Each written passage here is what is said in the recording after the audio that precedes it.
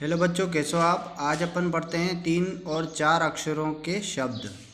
3 और 4 अक्षरों को जोड़कर जो शब्द बनते हैं वो अपन आज पढ़ते हैं।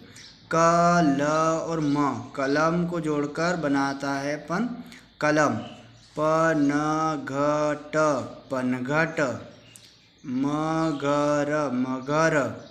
न ट ख ट, नटखट। को इन सबको एक साथ जोड़कर अपन बोलेंगे तो क्या बन जाएगा, नटखट।